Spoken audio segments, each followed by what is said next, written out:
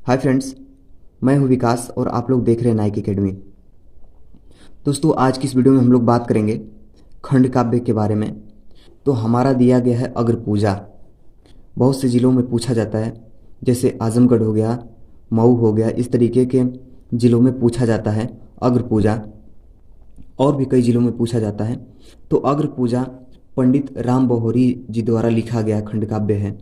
और इसमें अग्र पूजा खंड काव्य में श्री कृष्ण का जो है कि पूजा होता है, तो उसके आधार पर अग्र पूजा नाम रखा गया। जो युधिष्ठिर हैं, युधिष्ठिर के जो पूजा करवाते हैं, राजसूय यज्ञ करवाते हैं, उसमें श्री कृष्ण की सबसे पहले पूजा करवाते हैं, इसलिए इस खंड काव्य का नाम अग्र पूजा पड़ा।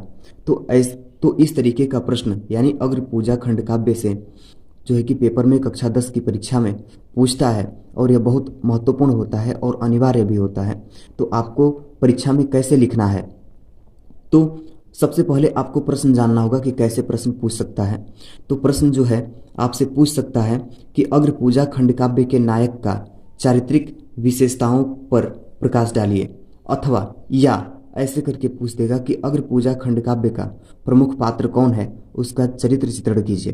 यानी चरित्र चित्रण का मतलब है कि उसके बारे में लिखना है। तो अग्र पूजा खंड काव्य का जो प्रमुख पात्र है वो कौन है, तो उसके बारे में आप लोगों को लिखना है। ऊपर है कि अग्र पूजा खंड काव्य के नायक कौन है, तो उनका चरित्र चित्रण करना है, यानी लिखना है। चारित्रिक विशेषताओं पर प्रकाश डालना है, यानी लिखना है।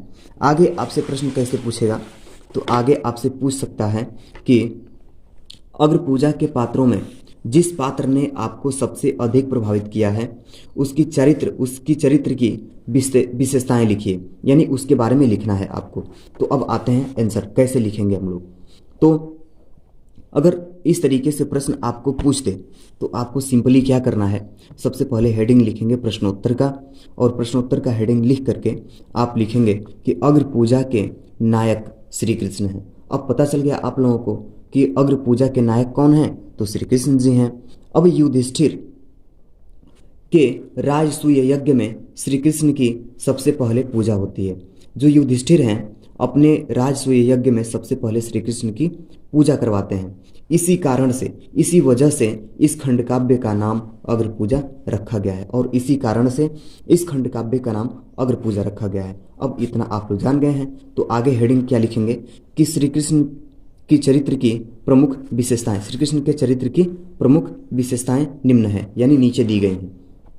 तो आप लिखेंगे कि श्री कृष्ण अप्रतिम सुंदर हैं, इनका शरीर वर्ण अलसी के पुष्प के समान नीले रंग का है। यानी एक प्रकार का फूल होता है वर्ण अलसी का, वो नीले रंग का होता है, तो इनका शरीर भी नीले रंग का है। किसका? श्री कृष्ण जी का। अब अगली हेडिंग क्या लिखेंगे, सच्चे मित्र। तो श्री कृष्ण पांडवों के सच्चे मित्र हैं, वे उनकी सभी समस्याओं में मदद करते हैं। अब आप सभी लोग जानते हैं, महाभारत देखे होंगे, महाभारत में जो श्री कृष्ण हैं वो पांडव लोगों की बहुत मदद करते हैं। जो लड़ाई होती है उसमें भी हमेशा हाथ बटाते हैं, या किसी भी तरीके की समस्या होती है तो उसमें उन समस्याओं में मदद करते हैं, यानी मदद करने का काम करते हैं।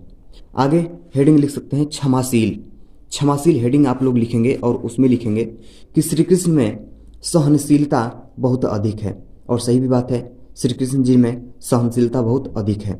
वे शिशुपाल, यहाँ पर शिशुपाल है, थोड़ा सा लिखने में मिस्टेक हो गया, आप लोग सही कर लीजिएगा। शिशुपाल के शब्दों को सुनते रहते हैं और बहुत समय तक सुनते नहीं रहेगा, यहाँ पर सहन रहेगा। सहन करने के बाद सोचते हैं कि इसे क्षमा कर दें, और वो सोचते ही नहीं है, क्षमा भी कर देते हैं। लेकिन यह उसका वध, यानी शिशुपाल का वध तभी करते हैं जब सहनशीलता की सीमा पार कर देता है। यानी जब सहनशीलता की सीमा शिशुपाल पार कर देता है, तब श्री कृष्ण जी उसका वध करते हैं। आगे दिया है, हेडिंग लिखेंगे कि दिव्य शक्ति, यानी श्री कृष्ण कोई साधारण व्यक्ति नहीं है। सही बात है, भगवान कोई साधारण व्यक्ति नहीं होते हैं, भगवान होते हैं। तो श्री कृष्ण कोई साधारण व्यक्ति नहीं है, इनके पास दिव्य शक्तियां हैं। वह मनुष्य को उनके व्यवहार के अनुसार ही अपने रूपों का दर्शन कराते हैं। और सही बात है, भगवान होते हैं, अगर कोई बुरा आदमी है तो उसको दर्शन नहीं देते हैं, और जो सच्चा, जो निष्ठावान होता है, जो ईमानदार होता है, उसको भगवान अपना दर्शन कराते हैं। तो श्री कृष्ण कोई साधारण व्यक्ति नहीं है, इनके पास दिव्य शक्तियां हैं। वह मनुष्य को उनके व्यवहार के अनुसार ही अपने रूपों का दर्शन कराते हैं। इस तरीके से आप लोग लिख सकते हैं। और आगे भी थोड़ा इसमें लिखना है कि अच्छा व्यक्ति, यानी अच्छा व्यक्ति श्री कृष्ण सहनशीलता, दयावान लोगों के प्रति प्रेम रखने वाले व्यक्ति हैं। यानी श्री कृष्ण अच्छे व्यक्ति के प्रति प्रेम रखने वाले व्यक्ति हैं, इसलिए सभी राजा भी इनका सम्मान करते हैं, सभी राजा महाराजा भी इनका सम्मान करते हैं। आगे भी पूछ सकता है आपसे प्रश्न ऐसे भी पूछ सकता है कि अग्र पूजा के आधार पर युधिष्ठिर का चरित्र चित्रण कीजिए।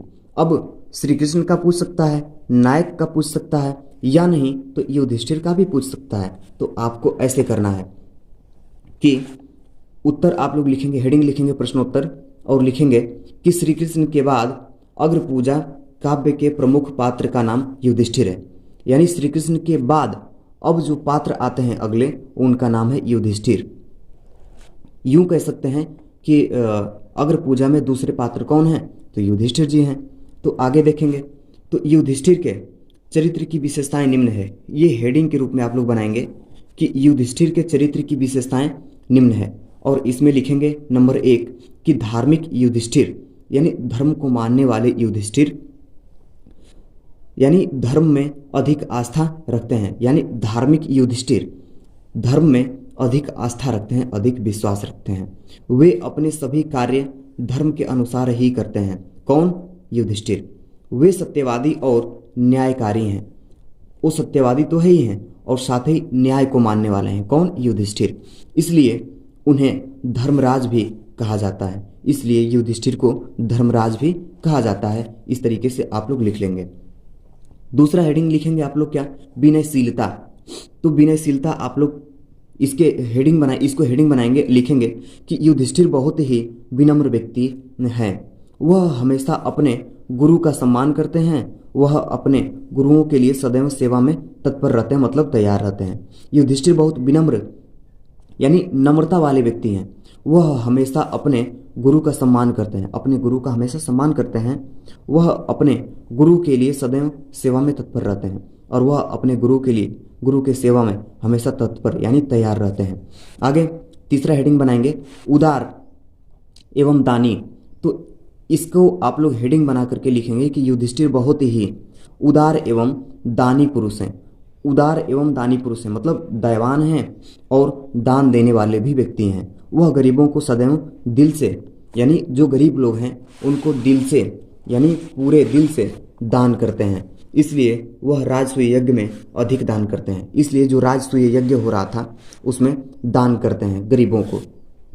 आपसे तीसरा महत्वपूर्ण प्रश्न ऐसे भी पूछ सकता है कि बताइए अग्र पूजा खंडकाव्य का उद्देश्य स्पष्ट कीजिए। आपसे ऐसे भी पूछ सकता है। नहीं तो अग्र पूजा खंडकाव्य के रचयिता ने इस रचना में किस उद्देश्य की पूर्ति का प्रयास किया है, स्पष्ट कीजिए। आपसे 4 तरीके से प्रश्न पूछेगा जो मैं बताया हूं। अगर आप लोग तैयार कर लेते हैं तो आपको परीक्षा में कोई रोक नहीं सकता है नंबर लाने से, पूरा में पूरा नंबर लाने से। आगे दिया है कि आप लोग लिखेंगे कैसे, तो आप लोगों को केवल इतना याद रखना है कि इस अग्र पूजा खंडकाव्य का प्रमुख उद्देश्य सदाचार या शिष्टाचार की भावना है। यानी इस अग्र पूजा खंडकाव्य को लिखने का और हम लोगों को पढ़वाने का ये उद्देश्य है कि जो लोग हैं, जो हमारे लोग हैं, जो भारतीय लोग हैं या कहीं के भी लोग हैं, लोग होते हैं, उनके अंदर सदाचार और शिष्टाचार की भावना प्रतीत करना, यानी व्यक्त करना, उनके अंदर बैठ जाए सदाचार की भावना और शिष्टाचार की भावना। इस काव्य के द्वारा कवि ने, यानी जो कवि हैं, इस काव्य के माध्यम से मानवीय यानी मानव के मूल्यों को स्थापना पर जोर देकर इस ग्रंथ के माध्यम से एक ऐसा आदर्श भाव को प्रस्तुत किया है जिसको अपनाकर मानव कल्याण हो सकता है, यानी कल्याण को प्राप्त कर सकता है। कवि ने श्री कृष्ण के चरित्र के द्वारा अन्याय एवं अत्याचार का विनाश करके सत्य, धर्म एवं न्याय की स्थापना करना समाज को सिखाते हैं एवं युधिष्ठिर को आदर्श शासन द्वारा कवि मतलब आदर्श शासन भी बनाना चाहते हैं। आदर्श शासन यानी अच्छा एक शासन बनाना चाहते हैं। कवि द्वारा यह कहना है कि कवि का यह कहना है, मतलब जो कवि हैं वो यह कहना चाहते हैं कि अपने देश का आदर्श शासन भी युधिष्ठिर जैसा कर्तव्य निराकष्ट यानी उसको मानने वाला, सदाचारी, न्यायी, प्रजा पालक और बुद्धिमान हो। यानी वो इतने सब गुणों को समाहित करके हमको एक अच्छा राष्ट्र का निर्माण करना चाहते हैं। कौन? ये कवि। किसके द्वारा? तो खंडकाव्य के द्वारा इसका ये उद्देश्य रहा है। अब आप लोगों को परीक्षा में कोई दिक्कत नहीं होगा अगर इतना ही मात्र तैयार कर लेते हैं तो। धन्यवाद।